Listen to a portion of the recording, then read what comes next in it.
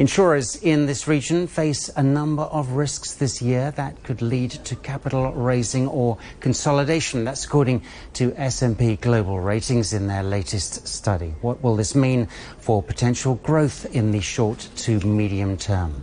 Emir Muhkic is credit analyst at S&P. He's with us here in the studio. Thanks for coming in this evening, Emir. What's your current rating then for the UAE insurance sector? Yeah. So in terms of the rating of the insurance sector in the UAE, we assess the industry and the country risk.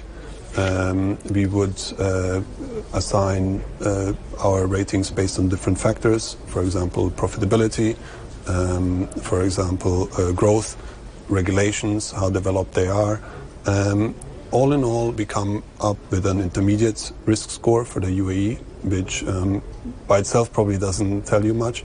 But if you compare that with other risk scores that we have in the Emir region, the UK or France would have a similar risk. That's when it comes to the industry and country risk assessment. But we do rate 7 insurance companies publicly in the UAE. We do also have some confidential ratings. In terms of the rating levels, there are quite different levels that go from A to triple B.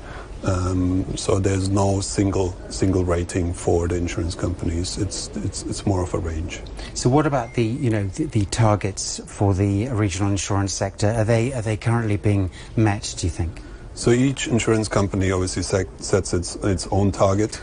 And when it comes to the targets for the sector regionally, the regulators would be looking at some regulations, for example, issuing new regulations. We have seen a lot of new regulations coming to the market, being published by the UAE Insurance Authority, which is the regulator here in the country. Insurance companies itself, or by themselves, some of them meet their targets, others don't. But I think it's fair to say that for 2019 we have seen quite strong results, at least from the larger companies here in the UAE. Would you say that there are any sort of underlying challenges, and are those challenges sort of being met and solved? There are some challenges. One is around competition. There are simply too many insurance companies in the region that write similar business. Competition is intensifying because there has been a lack of growth opportunities. The economy has slowed down in recent years. There are some risks related to new regulations. The environment is becoming more complex, which means that insurance companies have to invest and build up their internal capabilities, their internal controls. That comes usually with an investment, so the expenses are higher. And then similarly on the asset side, a lot of insurers are still exposed to equity and real estate.